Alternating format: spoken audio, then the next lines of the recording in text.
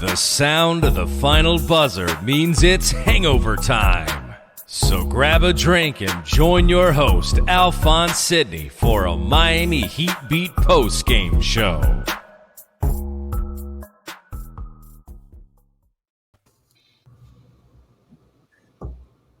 This is what Heat in 5 looks like.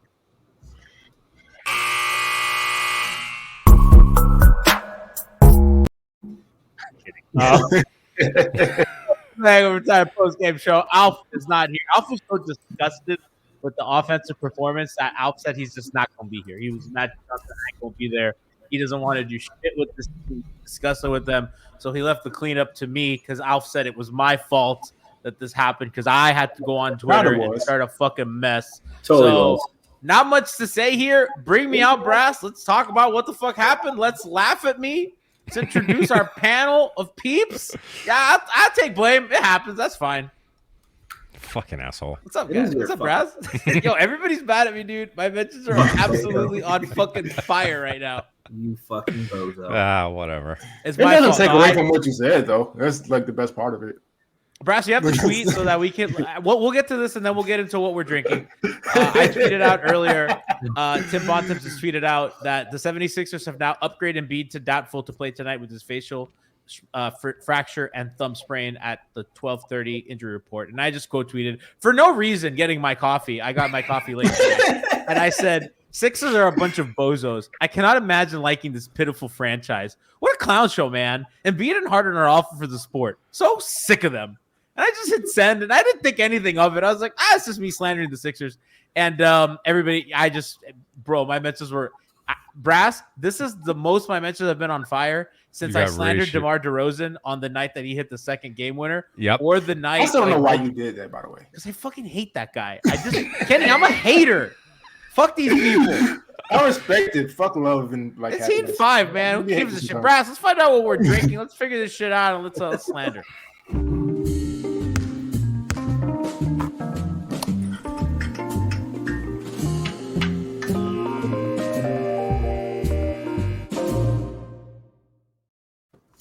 Let's do player of the game a little different today. Let's do what we're drinking and then the Sixer player you hate the most. So Brass, how about you get us started? You start with me? No, you start at the top. You start. Kenny, you go first. I don't know. I'm drinking Dr. Pepper because I've slept like 6 hours all week, so I'm gonna once again try to like cure my insomnia tonight. So I don't want to like mix those things. I think I might hate Embiid more and as much as I hate Harden, I've always hated Harden. Like Harden's just not as corny as Embiid is. And like the stuff he used to do, it like he'll lose a game and then put like a dumb little location saying he cooked somebody. It's all dumb. I don't like it at all. So I hate Embiid the most. And hey man, fuck that guy. Excellent time for a water break. Excellent time. Really, dude. Absolutely killed that, G. I'm actually having a little bit of water with some Alka-Seltzer because that fucking performance made me sick to my stomach. This is a legacy night for me on Twitter. I cannot believe they went out there and absolutely embarrassed not only me and myself. I have a Sixer fan just now tweeted, "How you feeling, dickhead?" And you know what? I can't even say anything. I'm just like, I don't know, kind of like shit. You know, you win. Not until the next game. Not until the next game. This is what Heat 5 looks like. You still didn't lie though. That's the thing. Like, not a lie in that tweet. Yeah, that's the thing. Like, people don't get offended by stuff they're not insecure about. It's like if you call me fat, I'm just like, all right, I've like never been fat before. Cool, like I guess. And so saying Sixers fans are like dickheads and idiots who, for some reason, like act like this team's ever really been good. Like, first of all, they've ruined countless careers. Like they're mad at Ben Simmons like they haven't done that before. You remember Markelle Fultz? They like almost killed the guy with his allergy after they drafted him. Like it's a whole thing. The process they got one player out of. I don't want to hear anything Sixers fans got to say. They're like trying to like quote unquote ratio me too. But the thing about getting ratioed is every phone has a little button on the side of it to where like you press that and all that shit goes away. Oh, I muted the mentions of that. Yeah, so like you can do that stuff. Like, all right, I'm gonna just go fucking watch I was watching some movie last night where Method Man was playing the basketball player, and like he was 43 at the time. Kenny. So I'm gonna just do dumb shit like that. So hey, go ahead. You throw the grenade. You press mute, and then I went to make cookies today, and a lot of people call me fat, and I was like, you know what? I am fat. Guess what I'm gonna do? I'm gonna bake some fucking cookies today. I baked some white chocolate. You should have posted a picture of the cookies. They were bad. No, they were awful. They actually look like shit. I'm not a baker. People who root for both Joel Embiid and James Harden focusing on somebody being fat is insane. Oh no, incredible. I mean, well, it's also rich because I famously call Embiid Fat Boy and Harden. Oh, you are the ultimate fat shamer. You deserve this. This is a long time coming. Suck. Yeah, I'm with them. They're like, yeah, fuck fat people. I'm like, yeah, fuck fat people. I am fat. Sixer I hate the most is Sixer I hate the most is Joel Embiid. That guy's corny. I don't like him. I'm not happy for him. I'm actually the two things that I'm upset about today is Joel Embiid's happy and George Sedano's happy. Those people could not win. George just did that interview with a smile. George was so happy. It's actually disgusting. Yeah, he's gonna pile on that tweet later. I think he didn't get enough. Sure. We're gonna get some. Oh, it's not too bad being the Sixers for sure. We'll see what this ratio was up to. So when I took this screenshot, just like I don't know, half an hour ago, it was up to a 201 quote tweets. So I think we can get that up to 300 tonight. Now we're at the 232 right now. Oh shit! Yeah, easily 300 tonight. You're fucked. It's I'll go on. Do you want me to? Okay, we're going around for drinks. The player I hated most tonight. I mean, Embiid is easy. You hate most in general. I mean, Embiid is easy. I mean, Danny Green was annoying tonight because this was like finals Danny Green, which we haven't seen in a long time. Super frustrating, but shit happens. I mean, it's annoying. It's annoying. I don't think this really is gonna change too much of the outlook of the series, really. I really don't. No, I mean, I don't even know. Embiid looked like. I mean, he ended up doing. He played a lot of fucking minutes tonight. Doc is a maniac. Doc is a fucking maniac. Doc had that man in up 17, and I was like, "We're gonna do this again." Doc does. Hey, Joel. I don't like you, dude, but Doc really doesn't like you. Doc doesn't give a fuck about you. Even I'm like, yo, get this man. I don't want to watch I don't want to watch an action. I don't want blood on Bam's hands. You know what I mean? Like Bam's trying to play basketball. Embiid's legitimately hurt. Murderer. Listen, we see Embiid flop all the fucking time. It's like, come on, get up, pussy. But the thing is, like, this is this is two legitimate injuries that he's faced with. Okay, I do not envy that dude at all. He's legitimately hurt, and to be told by your team to go back out and fucking suck it up after just a couple games is absolutely insane. And like, you don't know what kind of long-term effects it's going to be. But anyway, my drinking that I made a paper plane because we're taking this shit back to Miami and we're going to win in 5. Frankie, you go. It's always heat in 5. I'm doing Coke and bourbon, and the player I hate the most. Coca-Cola, right? Yeah. Okay. I got excited. I'm doing weed and bourbon. If we're doing Amber Heard situation. I'm about to get right there with you. I hate fucking James Harden. How the fuck do you have the audacity to play like this all fucking game? And then Dan throws one elbow and you're like, hey, what about him? What's going on? PJ. The fucking audacity of James Harden. And what the fuck is that hairline he's got going on? We need to talk about that. There is a fucking tyke there for you guys. Some dude went after me today for my hairline, and I was like, "Is my hairline bad? Is it bad, guys?" Not. I don't think it's bad. I think I have a normal. And the guy was like a pretty good-looking guy, so I'm like, "Well, I can't even go at him for anything." It's just airtight. But like to the point of Doc playing Joel so much, like Joel Embiid is already annoying as fuck. Could you imagine him with CTE? Oh. That's not like a Schmeathan comment. Is Kenny Schmeathan? All right, guys, let's talk about what happened on the court today. There's some things that I think went well for Miami. Let's actually start at the top of with Bam, because I thought that him and Kyle together were just. I mean, Kyle was just straight up not helpful really today. I thought defensively he was fine. I thought Bam and him were fine defensively. On offense, Kyle just didn't have any rhythm.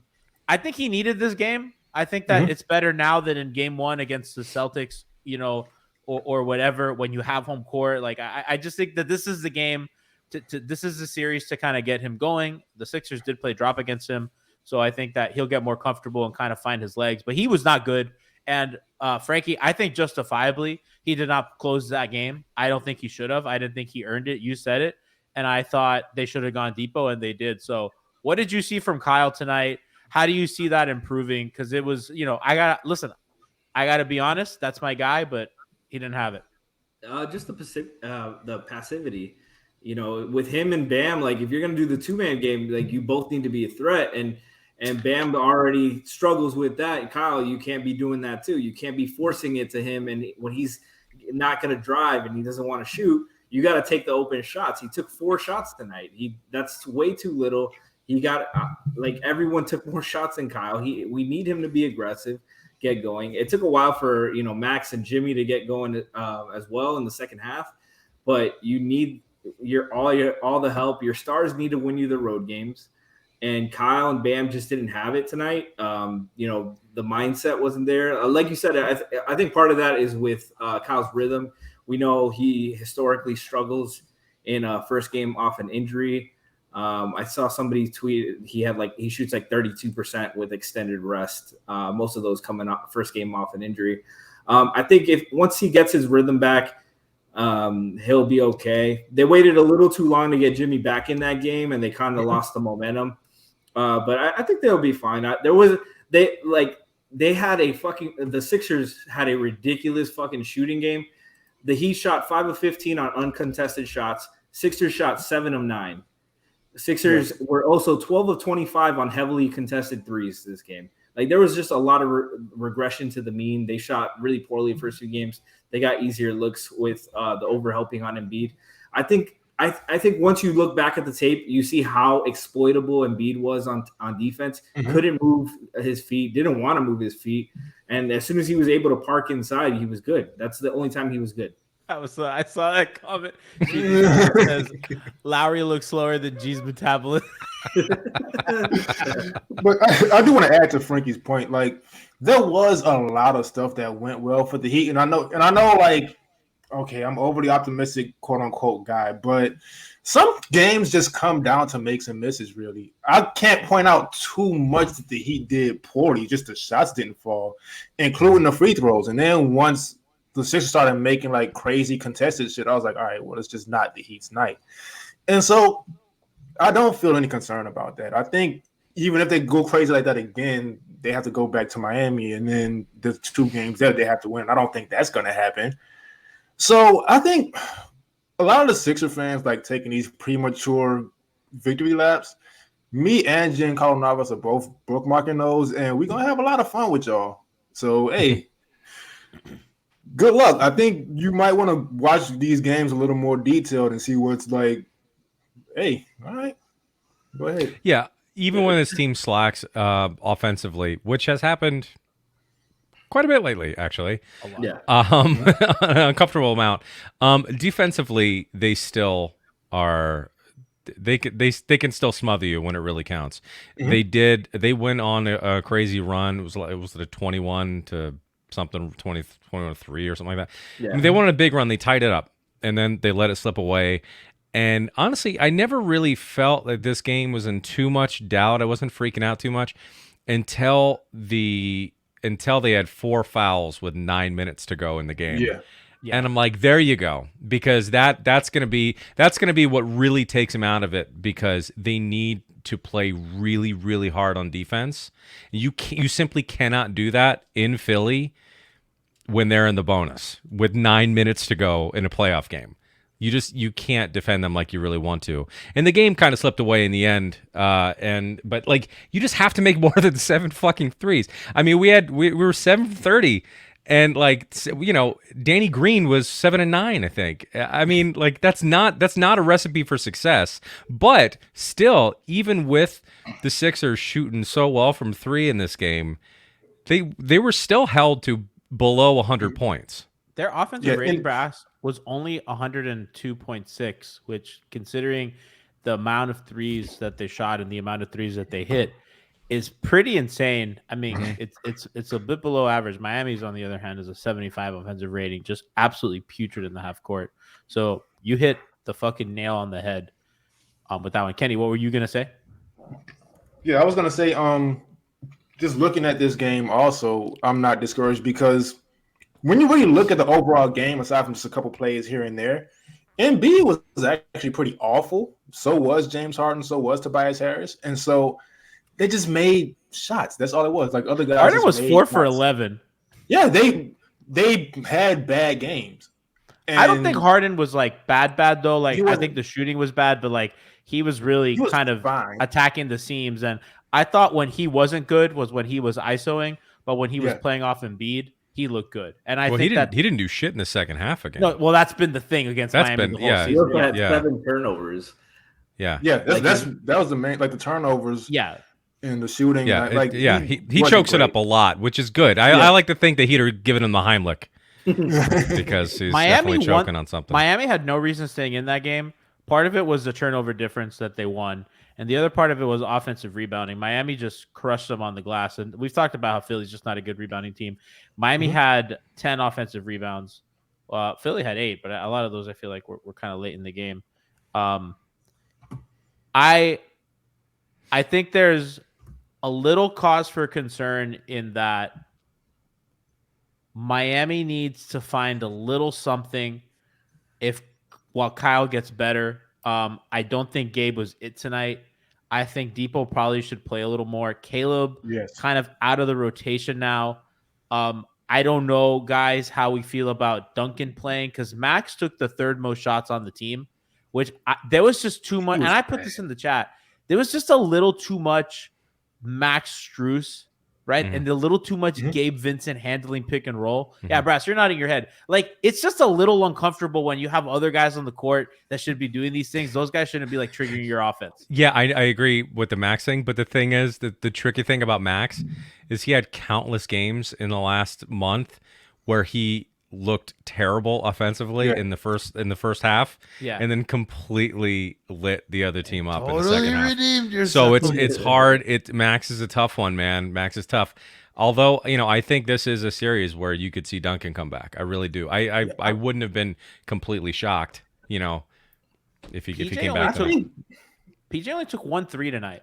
Yeah. And to me, that's emblematic of Miami not getting into the paint downhill. And that's Embiid. And Frankie, we said it pregame. I think Embiid without arms is better defender than DeAndre Jordan. Just straight up. Like Brass, right? What would you be more scared of? Embiid with straight up, Embiid with no arms or DeAndre Jordan? I laugh at both of them, honestly. They're just... both hilarious. So, although if Embiid had no arms, Doc would still play him. Oh, for sure. Clearly, he doesn't give a fuck if he's missing limbs. He'll throw his ass back out there. Frankie, what'd you think of Bam tonight? Because his performance, I think, kind of stood out the most. I thought there were times that he looked aggressive and he was just missing shots at the rim, and I thought he let that get to him a little bit. He settled for some kind of. I don't like when he gets out of a rhythm, pauses, and then shoots the jumper. I want him more kind of in the flow of something. How did you feel like he looked tonight? Are you concerned without that matchup against Embiid? No, I think he started getting more aggressive later on in the game. Sadly, too late. But we've seen this from Bam before. He's going to say, "I need to be more aggressive" and all that stuff. There were times where a lot of it was just they were sagging off Lowry, daring Bam to beat him, and Bam's got to go against Embiid 1-on-1. And I don't want that. That's not Bam's game. How many times does Bam have to dribble it off his foot for you to realize he's not strong with the ball? You don't want him going at the great defending centers and the guys who can move their feet a little bit. They started doing and then when they got the pick and roll game going, they threw some bad passes. Lowry was uncharacteristically poor at some of those lobs. He threw one that hit the backboard, and I was like, oh man, this is gonna be a rough night. But once they start figuring out little things like Jimmy, stop fucking cutting when Bam's posting somebody up. That drives you crazy. It drives me absolutely nuts because you already know Bam has a fucking problem finishing over one person, and Jimmy's cutting, bringing his man over, and oftentimes it's Embiid covering him. Embiid was helping off, shading off into the corner, and then Jimmy cuts it, and Embiid's like, "Oh, I can come too," and I'm gonna put my hands up. So now Bam has to shoot that mid range with a wrap around his shooting hand. I don't want that stuff. But the fact of the matter is, they don't need Bam offensively to dominate. They need the other guys who are scorers and can create. Bam's a role player offensively. He gets his 19 a game off lobs, off hustles, off stuff like that. They don't need to feature him offensively to be successful. He was good enough defensively tonight to win this game. They were good enough defensively. Offensively, they need to get the motion going. They need to get the offense going in earlier. Make Embiid and Harden move their feet. Harden is the worst help defender in the fucking league right now, and Jimmy's the only goddamn one who was going at him. I like that Jimmy kind of flipped the switch at one point and said, "All right, I got to do this." And I didn't think he had a good first half at all. I thought there was a possession where he got the ball and he got Niang out there and he took 2 dribbles and gave it to Gabe to go do something. And I was like, what the fuck are we doing? Right. And Bronx Joker in chat said this is similar to the Hawks game, the one that they lost. And I agree. Obviously that game was closer because the Hawks are a worse team. And Philly is just a better defensive team. The Hawks team was embarrassing. Hawks fans were out of pocket the shit they were saying. My goodness. At least Sixer fans have a fucking, a couple good players. The Hawks fans have like half a good player. They were actually the ones. Funny how that turned out. They were actually the ones without like a good player. So, Jimmy kind of flipped that switch and they got going, but I'm not too worried. I think that today was a little wake-up call for them. I thought they came out and they looked a little frazzled. I mean, it's a tough kind of situation. It felt like 2 teams trying to feel each other out because it felt like a game 1 because Miami had they haven't played like whole. Both teams haven't played each other healthy all year long. So it did feel like a game 1 where teams were kind of feeling each other out. That first quarter was kind of weird. It was funky. And then kind of the shooting got away from them in the fourth quarter. But it was a fucking weird game, man. Yeah, I mean, I think you're crazy if you think that they're not going to make adjustments. I mean, they're going to be able to look at the tape and know things they really got to work on. They didn't even know Embiid was going to be back until game time, essentially, right before the game. They knew. Well, no, I don't think they knew. I mean, they didn't know. I mean, he was basically ruled out yesterday. I mean, he was ruled out today. He was ruled out. He ruled out today. I mean, so yeah, for sure. So there's a lot of factors, and also the Sixers needed that energy. They needed that. This is if they lost this game, they know it's fucking over. So I mean, they needed that. And it's I'm not concerned. I do think there are parallels to the Hawks game. I just think you could tell it was a different energy with that Hawks team as well. And also just shots really, really, really were not falling for us in that game either. Whereas they were the first couple. So I'm not freaking out. I'm not freaking out about this. Now it's a hell of a lot easier without Embiid. That's for damn sure. Even a broken Embiid. I think we're not talking about the big reason they lost though. JJ Redick, best non-Heat player of all time, biggest curse of all time. We haven't won a game with him as an announcer. We need to talk about this. Embiid was only a +8 tonight, which is funny. He wasn't. He wasn't that good tonight. He wasn't. It wasn't anything special. I thought he obviously affected the game defensively. No, he did, but it wasn't anything he was physically doing. He wasn't blocking shots, contesting a ton of shots. He didn't get. He was not hitting a lot of shots, though. I mean, this is not. He had one block, and that was at the end. You don't.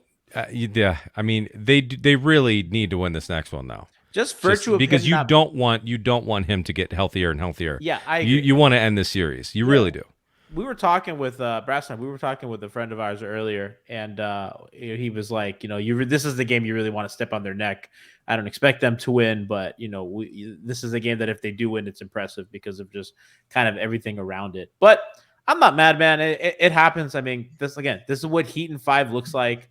I think Embiid will be a little bit better offensively. I thought Miami's game plan against him is solid.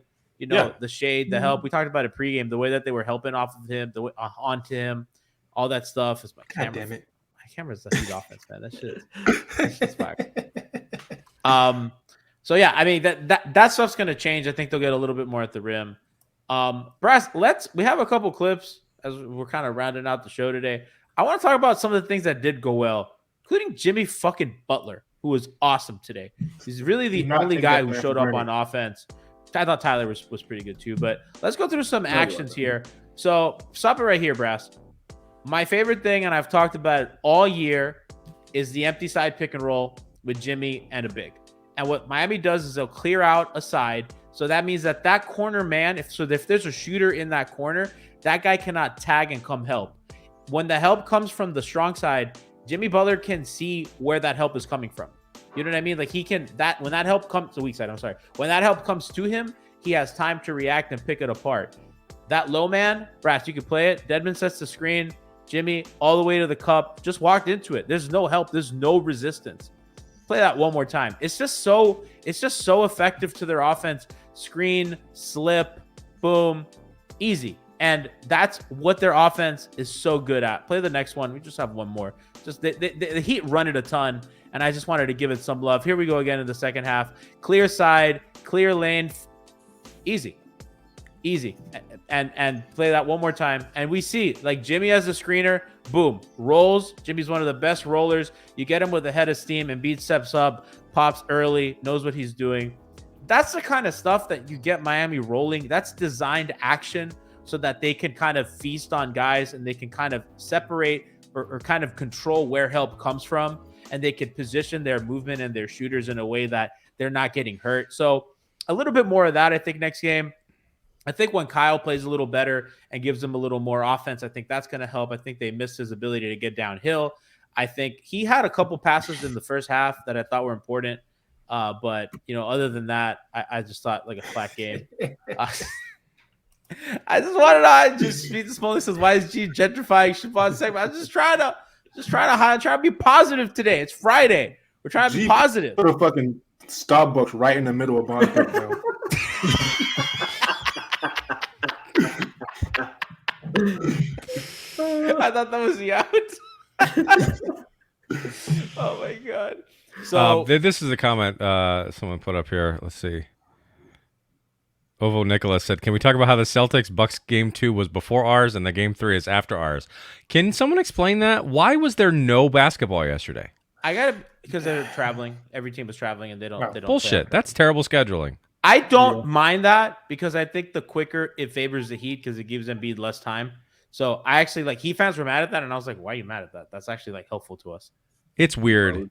I don't understand the whole travel thing. That doesn't make sense to me. By the way, that stinks because they wait until the teams are locked before they release a schedule. So you think there's something you'd think they do that to avoid a situation like that. Brass, who was the what was the stat today that it was like there was the Sixers were undefeated when the certain referee refed and he refed tonight? Do you know who that was? Yeah. Was it Scott Foster? Or Ed Malloy? I think it might be Malloy. I thought it was Malloy, actually. Yeah, there was a certain official that whenever he had officiated a Sixer playoff game, they were undefeated. So, well, yeah, I mean, listen, the fix is in. When Jimmy going into the half, he scored in the paint, and then they didn't even fucking count it. Yeah. It was like, did they ever count that, by the way? Yeah, they ended up when they came back into after commercial break into like the halftime segment, they had 34 points, which is also fucking pathetic. To have 34 points and a half is that's awful. Someone says that I never talk shit about the Heat. Listen, I'm not building them up tonight. It was not good, but I'm not panicking. I think that's my biggest thing. I'm not freaking out over this. Now, if they have the same poor offensive game next time, okay, something's wrong. But I trust. You can't be out here, Heat fans, trusting Spo and saying Spo's the best coach in the league, and then completely freak out when they have a bad game. You have to give some time for adjustments. Please calm down. Please fucking calm down. It's gonna be fine. Next game is gonna look a lot different. I feel confident in that. Miami shot 1 of 3 from the corners tonight. Philly 7 of 10. Just that kind of disparity you're not going to overcome. And Miami's just so good from those spots. We know PJ's been so good this year. Max, all these guys. So can we talk about PJ? Fucking culture. I loved it. I fucking love PJ. I fucking loved it. And you know what? That's gonna help. Just seeing PJ not back down like that and be like pretty much going crazy. He just wanted it. Who does Matisse think he is? Isn't he like French or something? I don't trust the tough guy shit. Matisse didn't want that shot. And B wants to be French now. Of course he does, soft ass. But like even when PJ like went and he started like, I love that's some UD shit, man. I love that. I fucking love that. That's a Hangover Time post production meeting as Alf yells at us because we're not doing the right things. That's true. That's true. That's how that goes around here. I'm dunking on the bench. I'm getting yelled at. I'm like, I'm sorry. That's Alf telling me to stop arguing with people on Twitter before he immediately goes and argues with people on Twitter. No, that's a Draymond meme. The Draymond, that's Alf telling you not to argue with people on Twitter. He's a senile old dog. He is dying right now. You need to tell your dog to get some fucking guts because it's Heat and 5, motherfuckers.